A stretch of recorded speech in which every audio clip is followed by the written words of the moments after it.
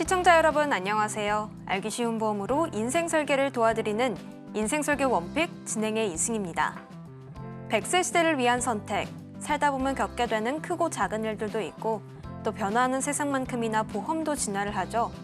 이 보험에 대해 궁금한 모든 것들과 또 여러분들의 인생 설계를 위한 원픽 함께 고민해드리겠습니다. 오늘도 인생 설계 원픽과 함께 하시면서 하루하루의 생활을 설계하는 법 함께 찾아가 볼게요. 인생 설계 원픽은 유튜브에 서울경제TV라고 검색하신 후 아래 나와 있는 방법을 통해 실시간으로 함께 하실 수 있습니다. 아울러 본방송에서 제공되는 정보는 전문가들의 조언일 뿐 해당 보험에 대한 가치나 수익률은 보장하지 않습니다. 자, 그럼 인생 설계 원픽 지금부터 시작해 보겠습니다. 오늘도 이 현명한 선택을 이끌어 주시기 위해서 전문가 세 분 모셔봤습니다. 전문가님 어서 오세요. 안녕하세요. 네, 그럼 먼저 시청자분들께 한 분 한 분 인사와 소개 부탁드려 보겠습니다. 김태린 전문가님부터 인사 나눠주세요. 안녕하세요. 시청자분들의 안전자산을 지켜드리는 든든한 자산지킴이 김태린 전문가입니다. 오늘 시청자분들의 안전자산을 지켜드릴 수 있도록 방법을 콕콕 집어 설명드리겠습니다. 네, 좋습니다. 또 우리의 안전자산을 지켜주시기 위해서 어떤 이야기를 가지고 나오셨을지 너무 기대가 되고요. 바로 첫 번째 주제로 들어볼 예정입니다. 자, 다음으로는 김현희 전문가님도 인사 부탁드리겠습니다.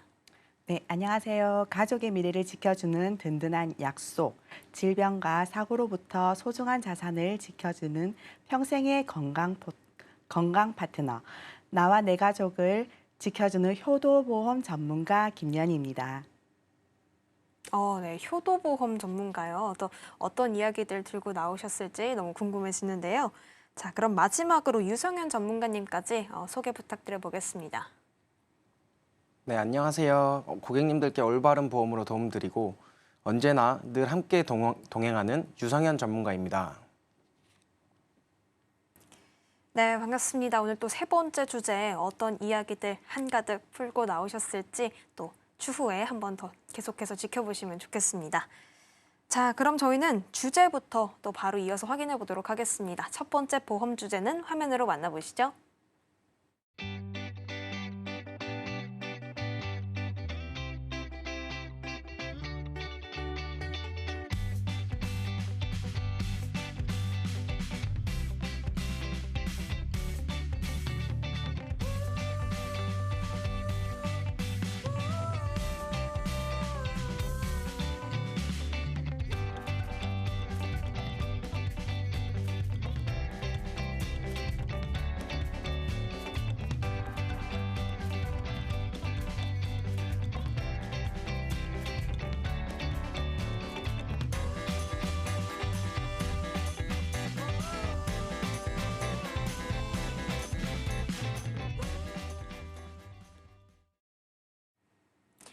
네, 오늘의 첫 번째 주제는 보장 분석의 필요성입니다. 내가 가입한 보험의 보험료를 성실하게 납부하고 있는데 만약에 필요한 상황에서 보장이 나오지 않는다면 너무 막막하겠죠. 따라서 오늘 김태린 전문가님께서 이러한 상황들이 오지 않도록 보장 분석의 필요성들 짚어주신다고 합니다. 전문가님 어떤 내용들 준비되어 있을까요? 네, 이 방송을 시청하시는 시청자분들께서는 보장 분석이라는 주제가 방송에 출연했던 여러 전문가분들이 정말 많이 다뤘던 주제이고 또한 담당 설계사 또는 주변 보험 전문가분들이 정말 많이 언급했던 사항이라 어느 정도 보장 분석이 중요하다는 것은 익히 아실 거라 생각이 듭니다. 그래서 저는 이번 시간에 도대체 왜, 무엇 때문에 그리 강조하는지 보장 분석의 목적성과 필요성을 시청자분들과 고객님의 입장에서 정말 쉽게 설명을 드려볼까 합니다. 맞습니다. 주변에서 사실 많이 언급됐던 내용인데요. 그럼에도 아직까지 보장 분석 해볼까 하고 고민만 하는 분들 많으실 겁니다. 따라서 오늘 전문가님께서 실천으로 옮겨질 수 있도록 이 필요성들 짚어주신다고 하는데요. 전문가님, 우리가 보장 분석은 왜 꼭 받아야 하는 걸까요? 네, 보장 분석. 즉, 내가 가지고 있는 보험의 보장을 분석해 본다는 의미입니다. 첫 번째로 내 보험에 대해서 잘 모른다는 건데요. 실제로 고객분들을 뵙고 상담을 진행할 때 내 보험에 대해 잘 알고 있다고 얘기하는 분이 10명 중 1명도 채 되지 않고 잘 알고 있다고 대답하시는 분들조차도 보장 분석을 진행해 보면 본인이 알고 있는 내용도 다른 부분이 많아서 놀라시는 분들이 굉장히 많았습니다. 자료에서 보시는 바와 같이 40대 분들 평균 보험료가 42만 5천 원, 50대 45만 5천 원이라 나오는데요. 이 자료에서 보시면 평균 보험료가 아닌 저희가 최소치로 월 20만 원으로 잡아보겠습니다. 월 20만 원의 보험료를 납부한다는 가정 하에 1년이면 240만 원입니다. 그런데 보통 저희는 보험료를 10년 또는 20년 장기적으로 내지 않습니까? 그러면 이 상품은 2,400만 원 또는 4,800만 원짜리 상품이 되는 건데요. 저희는 아이러니하게도 200만 원 혹은 300만 원의 세탁기나 냉장고를 구매할 때는 어느 브랜드가 좋은지를 비교하고 이 모델의 장점, 저 모델의 장점, 온 오프라인까지 비교하면서 싸게 사는 방법을 굉장히 많이 고민하곤 합니다. 하지만 보험은 2,400만 원, 4,800만 원, 10배가 넘는 금액을 주고 구매하였음에도 내 상품이 어떤 기능을 하고 있는지 모른다. 정말 큰 문제라고 생각합니다. 맞습니다. 전문가님 말씀대로 우리가 장기적으로 납입하는 금액을 좀 합산해 봤을 때는 내가 기존에 가지고 있는 가전제품보다 훨씬 더 고가인 경우들이 많거든요. 그럼에도 내가 가지고 있는 보험들의 내용을 모른다는 것은 실질적으로 많은 문제들을 야기할 수 있을 것 같습니다. 전문가님, 그러면 우리가 보장 분석을 제대로 하지 않아서 겪게 되는 피해 사례라든지 문제점 좀 소개해 주실 수 있을까요? 네, 맞습니다. 내 보험 상품에 대해서 잘 모른다. 여기에서 오는 가장 큰 문제점은요. 오늘의 주제, 보장 분석 필요성 중 그 두 번째 이유인데요. 바로 내가 보험을 넣는 목적성입니다. 내가 원래 보험을 준비한 이유, 즉 다시 말해 궁극적인 목적성과 내 보험이 실질적 가지고 있는 보상 범위, 이 두 가지가 서로 초점이 맞지 않을 수 있다는 겁니다.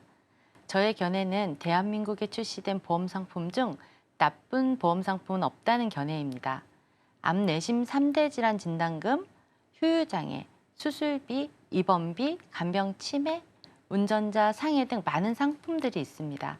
다 필요한 보험이죠. 하지만 시청자분들 개개인의 보험을 준비하는 이유, 목적성은 저마다 차이가 있다는 건데요.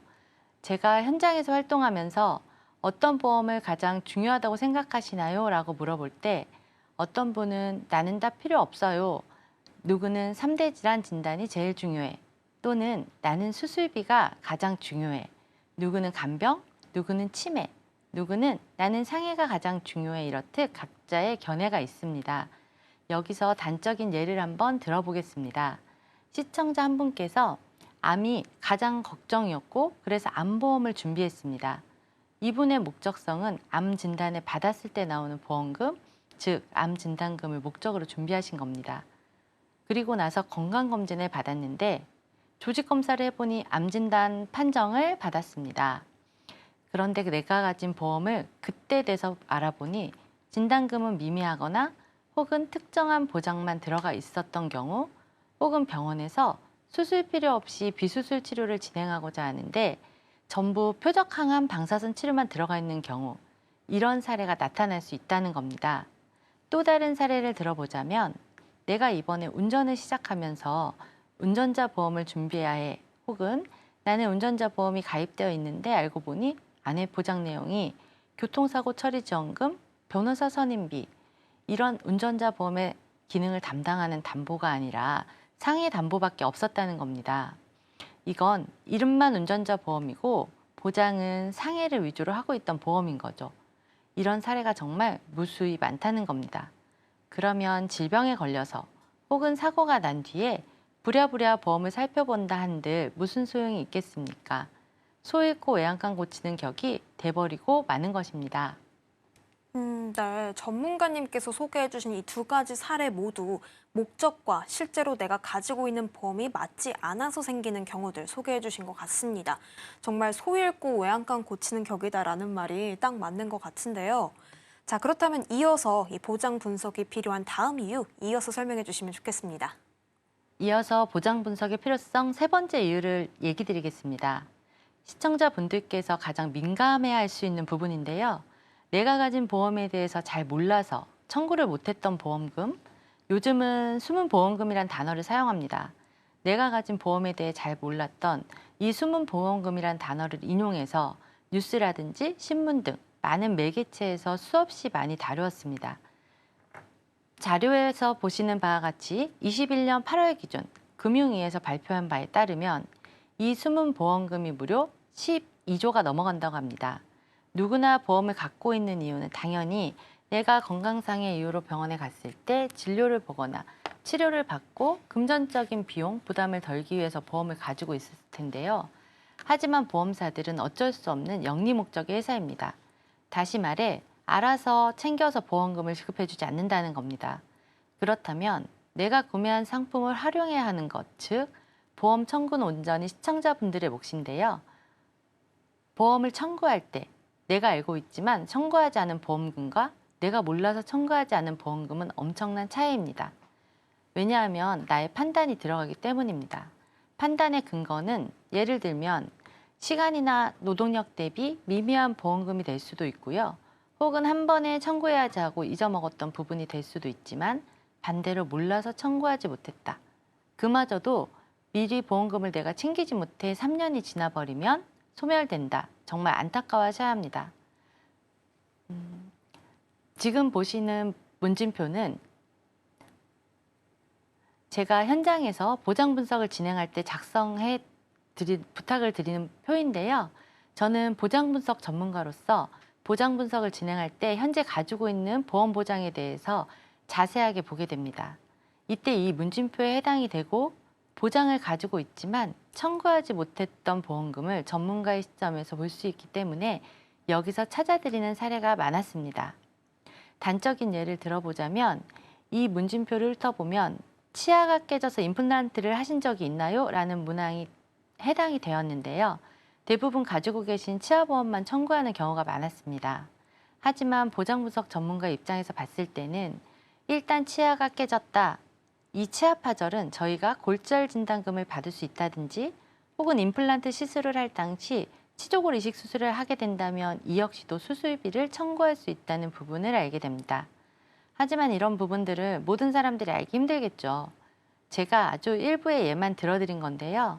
저 역시도 현장에서 이렇게 몰라서 청구하지 못했던 부분을 전문가의 입장에서 보장 분석을 하게 되면 여기서 숨은 보험금이 굉장히 많이 나옵니다. 다시 한번 말씀드리지만 몰라서 청구 못한 보험금 분노하셔야 하고 안타까워하셔야 합니다. 맞습니다. 사실 우리가 보험에 가입하는 이유는 필요한 상황에서 금전적인 도움을 받기 위해서잖아요. 근데 실질적으로 상황에 놓여서 청구를 하려고 했는데 잘 몰라서 어떻게 하는지도 잘 모르고 실질적으로 보장을 받지 못하는 경우들이 많다라는 그런 문제점들을 거론해 주셨습니다. 세 번째 이유 이렇게 설명을 해주셨는데요. 계속해서 우리가 중요성을 좀 알아가게 됩니다. 근데 이제 네 번째 이유가 또 있다고요? 네, 이제 마지막 보장 분석의 필요성 네 번째 이유는 합리적인 보험료입니다. 앞선 주제인 보험을 넣는 목적과 깊은 연관이 있는 부분인데요. 나에게 맞는 합리적인 보험료입니다. 서두에 제가 말씀드린 것처럼 실상 나쁜 보험은 없습니다. 그렇다고 해서 대부분의 사람들이 모든 보험을 내가 다 준비하기는 현실적으로 힘듭니다. 암진단금, 수술비, 입원비, 간병 치매, 상해, 종신보험도 보장 범위는 넓게, 보험금도 많이 받고 싶죠. 하지만 대부분의 사람들이 보험료를 100만 원, 200만 원 이렇게 내는 것은 현실적으로 불가능하지 않습니까? 월 고정 지출, 수도세, 전기세, 가스비, 통신비 등을 포함해서 보험료도 월 가계비의 큰 부분을 차지하고 있는데요. 다달이 나가는 보험료는 한정적이기 때문에 내 경제적인 상황이라 타협을 봐야 합니다. 예를 들어 보겠습니다. 보험료 지출이 30만 원 이상 넘어가면 안 된다고 가정을 해보겠습니다. 그러면 이 30만 원 선에선 무엇부터 우선적으로 잡아야 할 것인지 판단을 할 수 있을 겁니다. 즉 앞선 내용처럼 내가 보험을 넣는 목적성에 부합하게 내가 중요하다고 생각하는 보험을 우선적으로 준비한다면 내가 지출 가능한 보험료에서 내가 생각한 알맞은 보장을 받을 수 있게 설정한다면 내 보험료가 아깝게 여길 수 있습니다. 또한 그 후에 경제적 상황에 따라서 원하는 보장의 범위를 추가하는 여부 혹은 어떤 보험을 차선책으로 준비해야 할지 판단할 수 있습니다. 나는 실손과 암내심 진단금, 수술비를 가장 중요하게 생각하는데 이 보장을 30만 원 안에서 적절하게 준비하고 난 후에 경제적으로 여유가 생길 때 다음으로 걱정되었던 치매간병비도 준비해볼까? 라는 판단의 근거가 될 수 있다는 겁니다. 혹은 반대로 경제적 상황이 급격하게 어려워져서 원래 30 내고 있던 보험료를 20만 원으로 줄여야 하는 상황이 있다고 가정해 본다면 그때 내가 무엇부터 줄여야 하는지 엄두가 나지 않을 겁니다.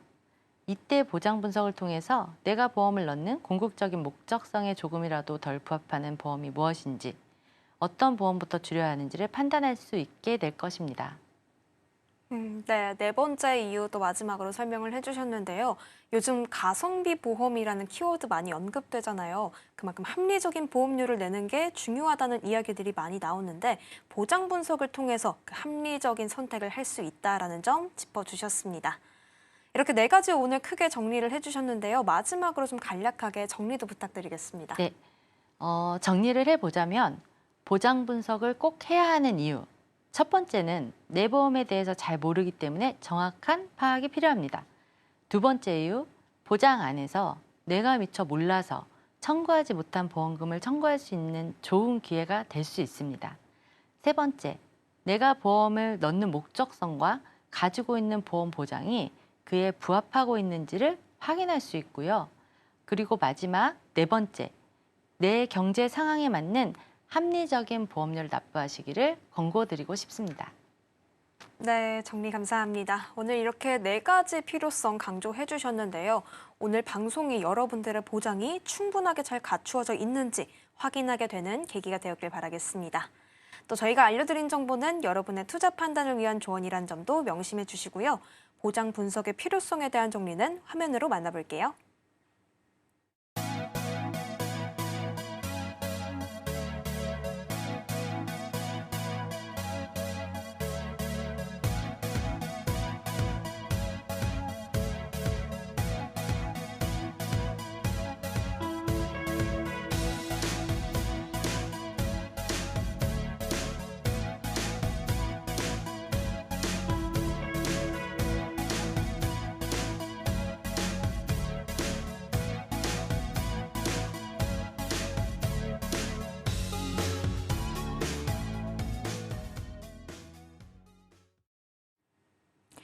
네, 그럼 다음 보험 주제 확인해 보겠습니다. 화면을 통해서 만나보시죠.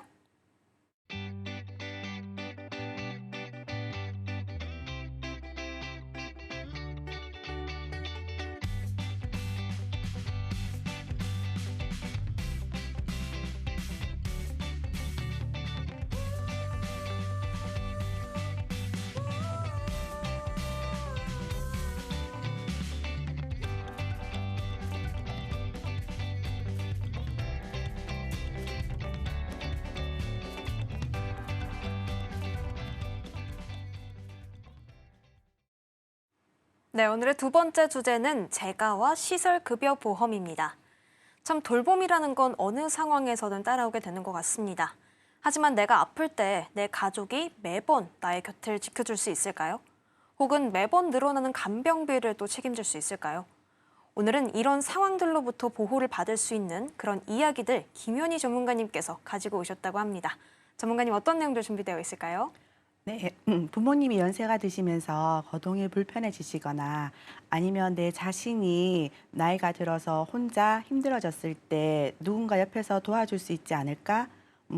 뭐 가족이 있잖아라고 생각할 수도 있지만 현실은 어떨까요?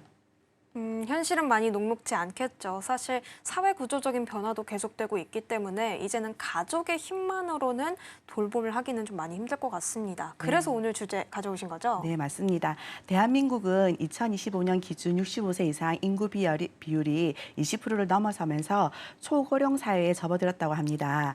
그런데 문제는 무엇일까요? 첫째, 노인 돌봄 비용이 급격히 증가하고 있고, 둘째, 가족 돌봄 부담이 커지고 있습니다. 그리고 셋째, 노후 시설이 있지만 들어가기가 쉽지 않습니다.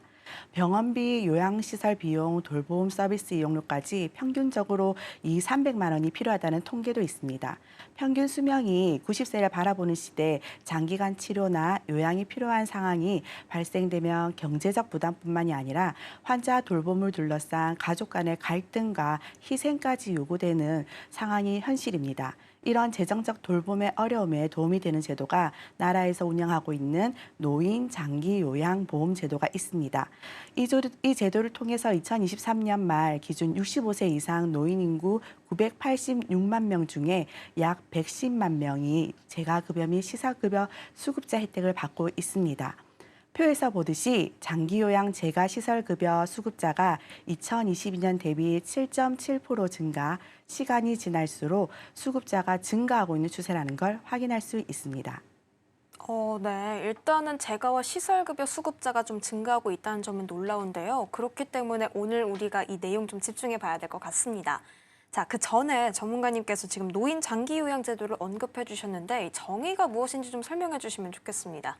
네, 노인 장기 요양 보험 제도는 2008년에 도입되어서 65세 이상의 노인이나 65세 이상이 아니더라도 65세 미만의 노인성 질병을 가진 경우 장기 요양 등급을 받고 장기 요양 서비스를 받을 수 있는 제도입니다.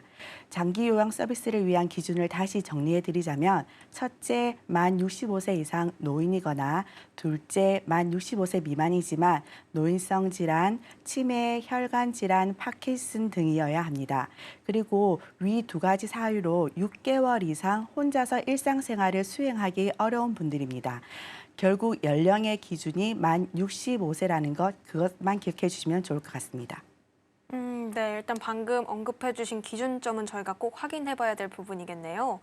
자, 그런데 이 장기 요양 등급을 받아야 된다라고 하셨는데 이 등급은 보통 좀 어떻게 결정이 되나요? 네, 장기요양 등급은 보험사나 병원에서 결정하는 것이 아니고 의료보험공단에서 결정을 하게 됩니다.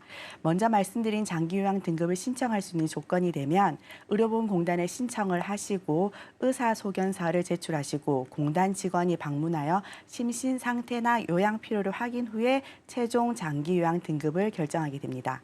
장기요양 등급은 정도에 따라서 인지지원 등급부터 1등급까지로 구분이 되고 표에서 보듯이 1, 2등급은 재가급여와 시설급여를 선택해서 서비스 이용이 가능하고 3등급에서 5등급의 경우는 재가급여 서비스를 이용할 수 있으며 인지지원 등급은 주야간 보호 서비스를 이용하게 됩니다. 네, 일단 이 부분은 국가가 좀 제공을 해주기 때문에 장기 요양에 있어서 정말 많은 도움이 될 것 같은데요. 그런데 이제 이 안에 우리가 받을 수 있는 서비스가 재가와 시설급여가 있다고 설명을 해주셨습니다. 각각 어떻게 다른 건지 어떤 것들을 좀 구성하고 있는지 설명해 주시면 좋을 것 같아요. 네, 재가급여는 병원이나 요양원에 가지 않고도 집에서 편하게 돌봄을 받을 수 있도록 지원하는 서비스입니다. 시설급여는 요양시설에 입소하여 24시간 보호 및 돌봄을 받는 것을 말합니다. 네. 일단은 집 안에서 서비스를 받을 것인지 혹은 외부의 시설을 이용해서 서비스를 받을 것인지 이게 가장 큰 차이인 것 같은데요.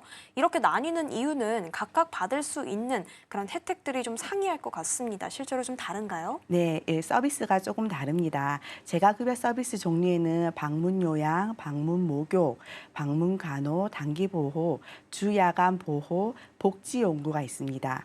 방문요양은 요양보호사가 가정을 방문해 신체활동, 가사활동을 지원하는 것이고 방문목욕은 이동이 어려운 어르신을 위해 목욕 서비스를 제공하는 것입니다.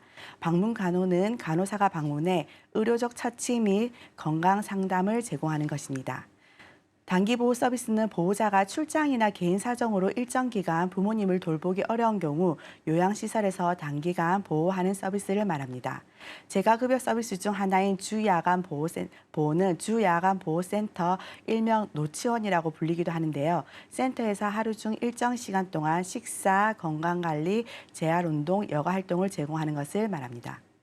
시설급여는 가족들이 돌봄을 하기 어려울 정도로 신체적, 인지적 기능이 저하된 어르신들이 요양원, 노인요양 시설에 입소하여 요양보호사 및 의료진의 도움을 받을 수 있는 것을 말합니다.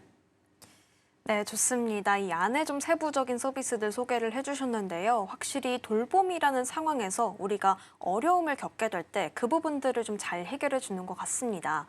이렇게 정말 혜택이 좋은데 이제 비용은 좀 비싸지 않을까 걱정이 되는데요. 비용은 좀 어떻게 될까요?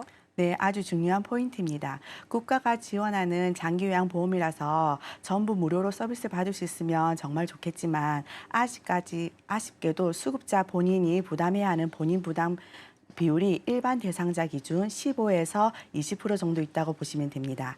본인 부담금은 장기요양 등급별로 다르고 비급여 항목, 예를 들어서 식사 재료비나 상급 침실 이용에 따른 추가 비용, 그리고 이용이나 미용 같은 본인이 부담을 해야 하는 아쉬움이 있습니다. 본인 부담금에 대해 조금 더 예를 들어보면 인지 지원 등급을 받고 하루 8시간에서 10시간 정도 22일 동안 주야간 보호 서비스를 이용할 경우에 표에서 보듯이 본인 부담액이 월 64만 원이 발생합니다. 누군가 하루 종일 돌봄을 희생하지 않는 이상 생각보다 많은 비용이 발생합니다. 제가 가장 낮은 등급이 인지 지원 등급의 예를 들었지만 장기요양 등급이 높을수록 본인 부담금은 높아질 수밖에 없습니다.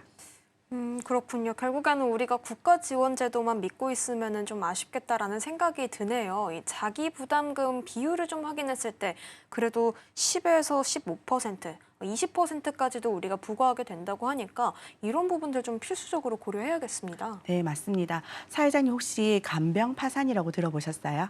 네, 들어봤습니다. 요즘 간병을 하는 현실이 좀 많이 녹록지 않다고 하더라고요. 네. 얼마나 힘들면 이제 파산이라는 수식어까지 붙게 됐을지 좀 슬퍼집니다. 네, 말 그대로 장기요양 간병에 대한 비용을 감당하지 못해서 개인이 파산하는 것입니다. 결국 돈의 문제입니다. 최근 한 학원 운영 여성이 파산 신고를 했다는 기사가 있었습니다. 뇌졸중으로 쓰러지신 어머니의 간병을 6년 동안 감당하다가 빚까지 떠안게 되었고 더 이상 감당하기 어려워 개인 파산을 신청하게 된 사례입니다. 간병인에게 지급되는 비용도 월 400만 원이 육박하고 1년 기준이면 5천만 원 가까운 비용이 소요되는 게 실정입니다. 건강보험이 잘 되어 있는 우리나라에서 간병 파산이라고 생각하실 수 있습니다. 그런데 100% 건강보험으로 커버할 수 없는 장기 요양 간병 비용 준비가 되었지 않으면 경제적 파산으로 이어질 수 있습니다. 네. 전문가님 말씀 들으니까 이 장기 요양 관련해서 좀 공백이 생기는 부분들을 재가와 시설 보험으로 메울 수 있겠다라는 생각이 들어지는데요. 그럼 이 보험들이 좀 어떤 장점을 가지고 있는지 소개해 주시면 좋겠습니다. 네, 제가 시설 보험은 가정이나 시설에서 편안하게 요양 서비스를 받을 수 있고 가족들의 부담을 덜어줄 수 있다는 점. 마지막으로 보호자분들이 직장이나 본인의 일상생활을 유지하면서도 사랑하는 내 가족을 잘 돌볼 수 있다는 것이 장점입니다. 그렇다면 실제로 좀 많은 분들이 이런 보험들을 이용하고 있는지 좀 여쭤보고 싶어요. 좋은 사례가 있다면 공유해 주실 수 있을까요? 네, 70대 어르신이 매월 50만 원이 지급되는 재가급여 보험을 가입하셨는데요. 가입하시고 2년 뒤에 초기 치매 진단을 받으셨어요. 인지지원 등급을 받으시고 요양원이 아닌 집에서 요양보호사의 도움을 받으며 생활하고 계십니다. 덕분에 가족들도 마음 편히 본인의 일상생활을 하실 수 있고 경제적 부담도 없으니 행복해하셨습니다. 또 다른 사례는 자녀가 매월 100만 원씩 지급되는 시설급여 보험을 가입한 어르신이 계셨는데요. 어르신이 뇌졸중으로 편마비가 되어 장기요양 2등급 판정을 받고 집에서 간병이 쉽지 않아서 가족들과 상의하고 요양원에 입소하게 되었는데 본인 부담 금액이 100만 원 가까이 나와서 이 또한 부담 없이 해결이 되어 만족하신 경우도 있었습니다. 네, 정말 나와 내 가족을 모두 지키는 보험이다라는 생각이 드는데요. 아까도 여쭤봤지만 이렇게 제도도 좋고 거의 100만 원까지도 지원을 해준다고 하니까 보험료가 또 그만큼 비싸지 않을까 걱정이 되는데요. 이 부분은 좀 비용이 어떻게 될까요? 네, 가입 연령이나 성별, 가입 시점에 따라서 보험료는 다를 수는 있습니다. 재가급여 서비스 이용 시 월 130만 원, 시설급여 이용 시 월 100만 원씩을 종신토록 지급할 경우 50대 남자 월 4만 원 정도, 50대 여자 월 보험료 6만 원대 정도입니다. 보장을 받는 보장 금액도 중요하지만 매월 납입하는 보험료의 부담 또한 중요한 부분입니다. 특약의 구성, 보장받는 금액에 따라 충분히 조정이 가능합니다. 좋습니다. 비용적인 부분들 한번 궁금증을 해결해 봤는데 이제는 우리가 좀 관심이 가서 가입하려고 할 때 그 과정이 어떤지도 좀 궁금해요. 어떻게 저희가 좀 가입을 할 수가 있을까요? 네, 가입 방법은 간단합니다. 생명보험사, 손해보험사별로 상품도 다양하고 본인의 건강 상태와 필요에 맞는 보험을 선택하는 것이 정말 중요합니다. 특히 다음 사항을 꼭 확인하셔야 하는데요. 보장 범위와 보장 기간, 그리고 장기요양 등급에 따른 재가급여, 시설급여, 보장받는 등급 및 보장 금액이 90세까지인지 95세까지인지 아니면 종신까지인지 보장 기간 확인이 꼭 필요하시고 보험료 부담 수준도 좀 중요합니다. 기존에 납입하고 있는 건강보험료가 있으니 납입 가능한 보험료 수준도 중요합니다. 마지막으로 납입 면책과 면책 기간도 확인하셔야 합니다. 네, 그렇군요. 근데 전문가님 마지막에 지금 언급해 주신 납입 면제와 면책 기간 이런 부분들은 어떤 내용들을 좀 담고 있나요? 네, 납입 면제는 장기요양 등급 1에서 5등급을 판정받으시면 보험료의 납입을 면제해 드리는 특약이고 면책 기간은 재가시설급여 보험 가입일로부터 90일 이내 또는 1년 이내 장기요양 등급을 판정받으시면 보험 계약을 취소 또는 무효가 되는 것을 말합니다.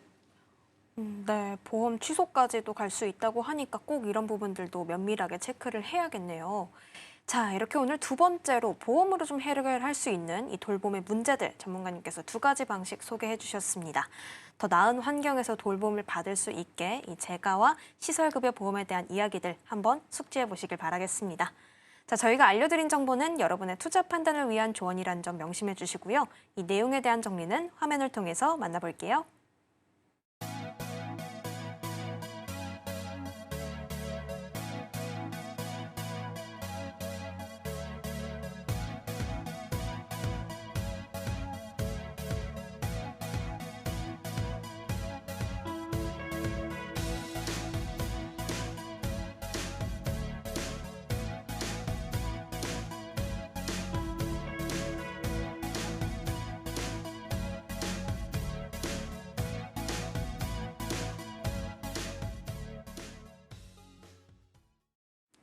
네, 오늘의 마지막 보험 주제도 바로 확인해 보겠습니다. 화면을 통해서 만나보시죠.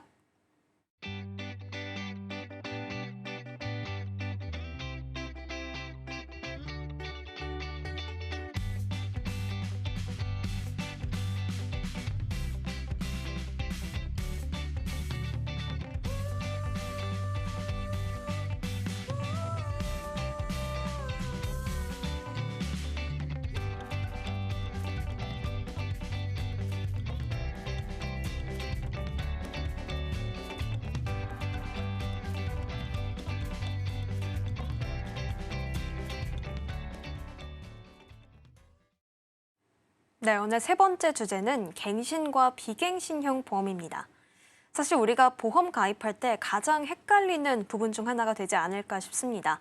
내가 보험을 가입했는데 유지하는 기간 동안 갑자기 보험료가 인상된 경험들 다들 해보셨을 것 같은데요. 이와 관련된 내용들이라고 합니다.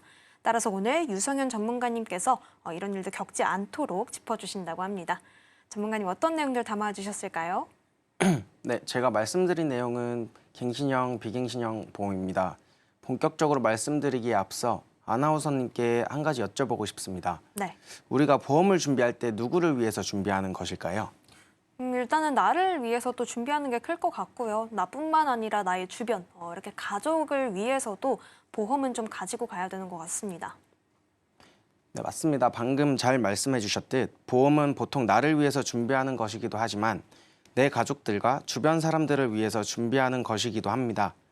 내가 아파서 돈을 벌 수 없는데 만약 병원비가 내 수입이나 저금했던 돈을 웃돌게 된다면 그 비용의 부담은 고스란히 주변 분들에게 가거나 혹은 내가 대출이라도 받아서 병원비를 해결해야 하겠죠. 그때 만약에 제대로 된 보험이 준비되어 있다면 그 비용 부담이 다른 사람들에게 전가되지 않고 내 선에서 해결될 수 있기 때문에 우리는 보험을 준비하는 겁니다. 그래서 보험은 준비도 중요하지만 보험금 청구를 본격적으로 하게 될 노년까지 유지하는 것이 훨씬 더 중요합니다. 맞습니다. 물론 우리가 보험을 가입할 때 잘 알아보는 것도 중요하겠지만 실질적으로 내가 청구받아야 될 상황까지 잘 안전하게 유지하는 게 무엇보다 또 중요하겠죠. 네, 몇 년 전에 인스타그램과 같은 SNS나 방송에서 계속 대두되었던 키워드 중 하나가 바로 소확행이었죠. 엄청나게 비싼 무언가를 사지 않더라도 내가 지출할 수 있는 여력 안에서 최대한의 행복을 누리는 게 소확행이고, 그 저변에는 내가 지출한 것에 비해 마음의 만족감을 나타내는 가심비라는 것이 있을 겁니다. 보험도 그 가심비를 벗어날 수는 없다고 생각합니다. 적어도 내가 낸 돈에 비해서 많이는 아니더라도 비슷하게는 보장받을 수 있어야 좋은 보험이다 라고 표현할 수 있을 텐데요. 우리가 보험회사에 보험료를 내는 이유는 보험회사들이 우리가 내는 보험료에 맞게 보장금을 주겠다고 약속했기 때문입니다. 그런데 우리는 짧아도 70세에서 80세, 길게는 100세 혹은 사망할 때까지 보장을 받으려고 보험 준비를 하니까 내야 하는 총 보험료가 작게는 몇백만 원, 크게는 몇천만 원, 혹은 억 단위까지도 올라갑니다. 그렇지만 이 큰 돈을 한꺼번에 내기에는 부담이 되다 보니 이걸 몇 년 동안 나눠서 내겠다라고 약속하고 준비하는 거죠. 그래서 보험을 준비하실 때 전문가를 통해서 견적을 받으시면 20년 동안 납입한다, 혹은 30년 동안 납입한다, 이런 얘기들을 들으셨을 겁니다. 그런데 만약 내가 준비한 보험이 20년을 내고 나서도 더 내야 하고 그 보험료마저 인상된다면 어떻게 될까요? 일단은 너무 억울할 것 같습니다. 내가 장기간 동안 납입을 했는데 그 이후에도 또 납입을 해야 된다고 하거나 가격이 인상된다고 하면 뭔가 기분이 안 좋을 것 같아요.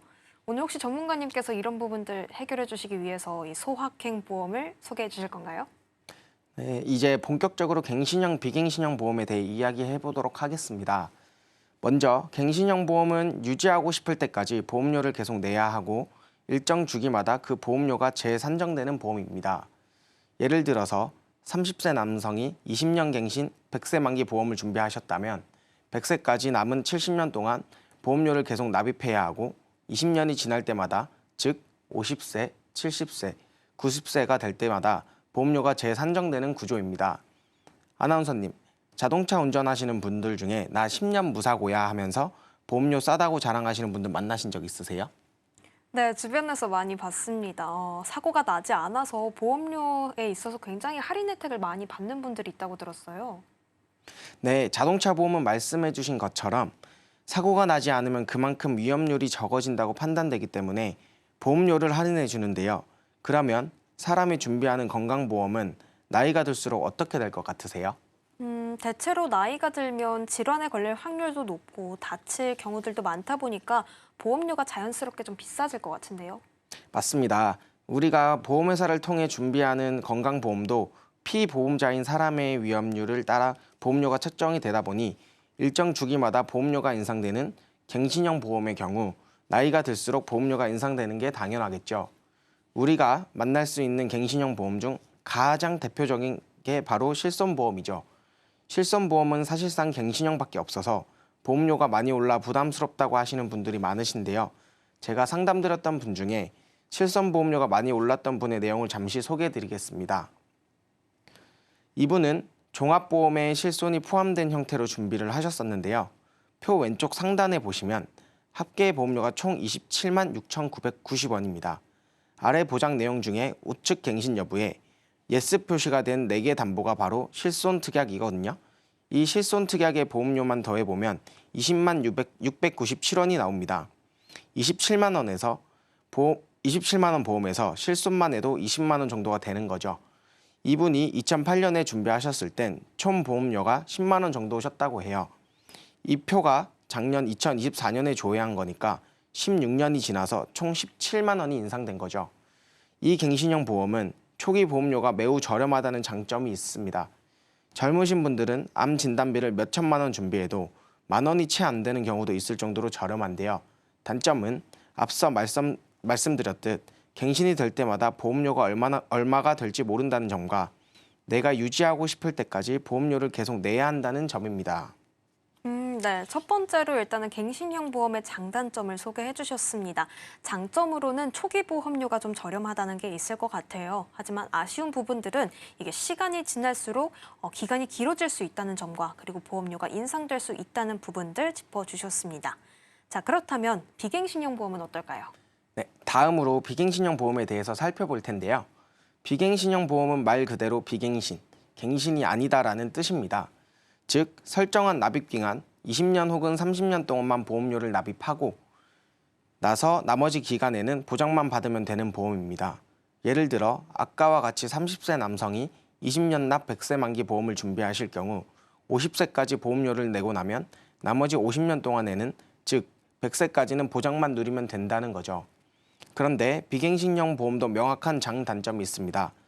장점을 먼저 살펴보면 갱신형 보험에 비해 보험료의 변동이 없기 때문에 가계부를 작성하거나 할 때 용이하다는 점이 있고, 젊었을 때 준비하면 내가 돈을 벌면서 보험료를 내고 은퇴 시점에는 납입 완료가 될 수 있기 때문에 은퇴 이후에는 보험료 납입 없이 보장만 누리면 됩니다. 그에 비해 단점은 전 기간에 걸쳐서 보험료를 납입해야 하는 갱신형 보험과 달리 20, 30년 정도 되는 기간 동안만 짧게 내고 마무리를 해야 하다 보니 보험료가 높게 책정된다는 점이 있습니다.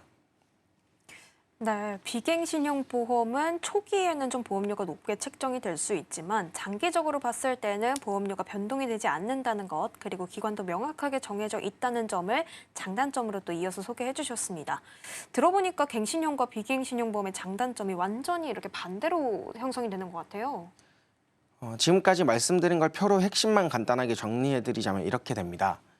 갱신형은 초에 보험료가 저렴하지만 갱신될 때마다 보험료가 변동된다는 것이고, 비갱신형은 초에 보험료는 비싸지만 갱신의 위험이 없다라고 말씀드릴 수 있습니다. 좋습니다. 지금까지 전문가님이 이제 갱신형과 비갱신형 보험의 어떤 기본적인 구조를 좀 설명해 주셨는데요. 조금 더 구체적으로 들여다보면 좋을 것 같습니다. 이어서 소개해 주세요. 네. 자, 지금까지 갱신형 보험과 비갱신형 보험이 어떤 것이고 각각의 장단점들을 간단하게 말씀드렸는데요. 이 두 가지를 우리가 내야 하는 보험료로 직접 비교하실 수 있도록 표를 하나 보여드리겠습니다. 30세의 동일한 보장으로 80세 만기 보험에 준비한다는 기준으로 하나는 갱신형, 하나는 비갱신형으로 만든 가입 제한서의 내용을 바탕으로 만든 표입니다. 우측 파란색 갱신형 보험료 그래프를 먼저 보시면 초의 보험료가 1,710원으로 매우 저렴하지만 보장받고 싶은 정 기간에 걸쳐 보험료를 납입해야 하고 갱신될 때마다 보험료가 인상될 수 있기 때문에 총 납입해야 하는 보험료가 1,480만 원 정도가 됩니다. 좌측 녹색 비갱신형 보험료 그래프를 보시면 초의 보험료가 23,520원으로 갱신형 보험에 비해 10배 이상으로 높지만 10년 동안만 내기 때문에 총 보험료는 560만 원 정도입니다. 갱신형 보험에 비해 3분의 1 정도의 보험료만 내고 80세까지 남은 40년 동안은 보장 혜택만 누리시면 되는 거죠. 네. 지금 그래프로 좀 갱신형과 비갱신형의 보험을 납부하는 그런 사례들을 소개해 주셨는데요. 처음에만 봤을 때는 이제 비갱신형 보험이 10배 정도가 비싸서 그럼 갱신형을 선택해야 되는 거 아닌가라고 생각을 했는데, 확실히 장기적으로 누적 금액을 비교해서 보니까 결과론적으로는 비갱신형 보험이 좀 더 저렴하게 가져갈 수 있는 거를 저희가 확인해 봤습니다. 이렇게 좀 장기적으로 또 그래프로 확인을 해보니까 확연하게 좀 차이가 있네요. 자, 여기서 추가적으로 말씀드려야 할 부분이 있습니다. 먼저 저 표의 갱신형 부분만 보시면 보험료가 10,000원, 30,000원, 60,000원 이런 식이기 때문에 어떤 분들은 뭐 이 정도면 그래도 내가 낼 수 있는 금액 아닌가요? 많이 오르진 않네요 라고 얘기하시는 경우가 종종 있었습니다. 그리고 또 어떤 분들은 준비할 때 설명 듣기로는 그렇게 많이 안 오른다는데요 라고 말씀하시는 분들도 있으셨고요. 그런데 저 예시만 보시면 큰일 날 수 있습니다.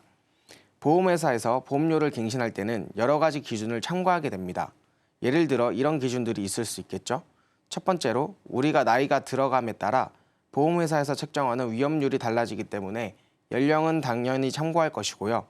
다음으로 그동안 피보험자가 얼마나 병원에 갔는지, 또 얼마나 보험금 청구를 많이 했는지 이런 병력도 보게 될 거고, 마지막으로 보험회사도 결국엔 자금 운용을 하는 회사이다 보니 대한민국의 물가 상승률을 따라갈 수밖에 없겠죠. 그런데 아까 보여드렸던 녹색, 파란색 그래프는 가입 제한서 상에 기재된 예상 갱신 보험료입니다. 예를 들어 제가 20년마다 갱신되는 갱신형 보험을 준비했는데 그 20년 동안 제가 얼마나 아플지, 얼마나 보험금 청구를 많이 할지, 또 물가가 얼마나 오를지, 옛날에 나온 마이너리티 리포트라는 영화처럼 보험회사가 이 모든 것들을 예측할 수 있을까요?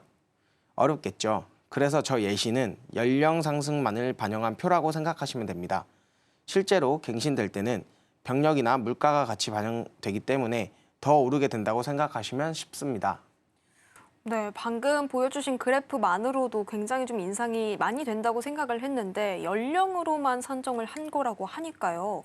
그럼 앞으로 뭐 병력과 더불어서 사고가 날 경우 물가가 상승되는 부분들을 반영할 경우 더 높아질 수 있다는 건데 그럼 우리는 비갱신형 보험을 준비해야 되는 건지 좀 궁금해요. 지금까지 들어봤을 때는 일단 비갱신형이 보험료적인 측면에서는 더 좋아 보이거든요.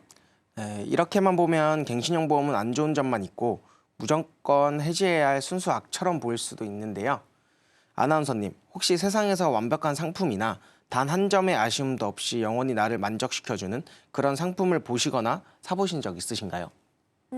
품질이 좋아서 만족감을 느낀 경우는 있는데 이게 가격이나 다른 부가적인 부분까지 종합적으로 만족감을 줘서 이거 없으면 안 된다라는 거는 없었던 것 같아요.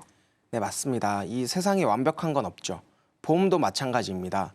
단점이 많아 보이는 갱신형 보험도 잘만 활용한다면 갱신형 보험은 오히려 더 필요한 보험이 될 수 있습니다. 방금 전에 세상에 완벽한 보험은 없다라고 말씀드렸는데 이걸 바꿔 말하면 갱신형 보험도 분명히 장점은 있다라고 할 수 있겠습니다.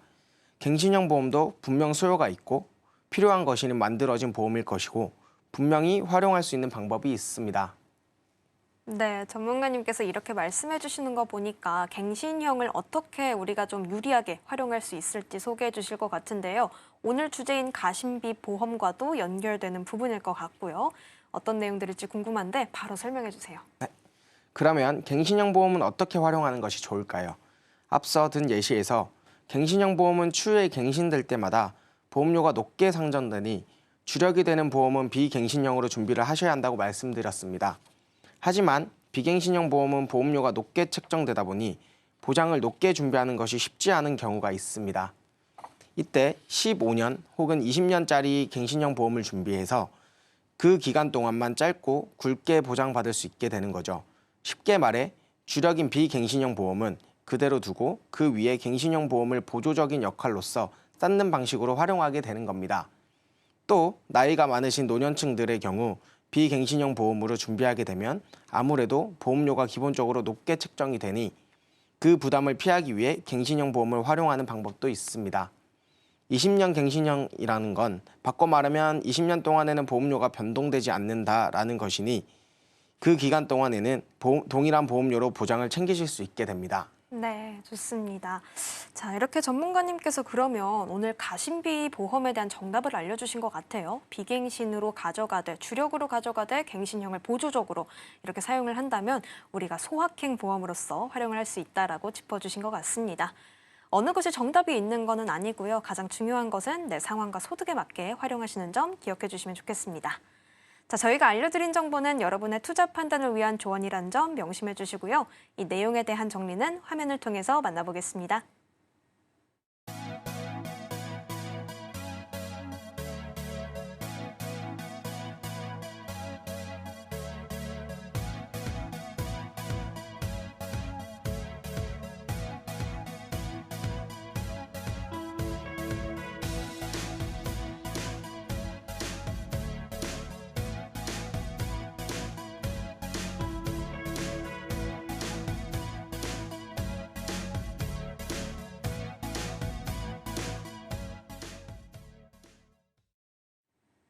인생설계 원픽에서 제공하는 정보는 전문가들의 조언일 뿐 해당 보험에 대한 가치나 수익률은 보장하지 않습니다.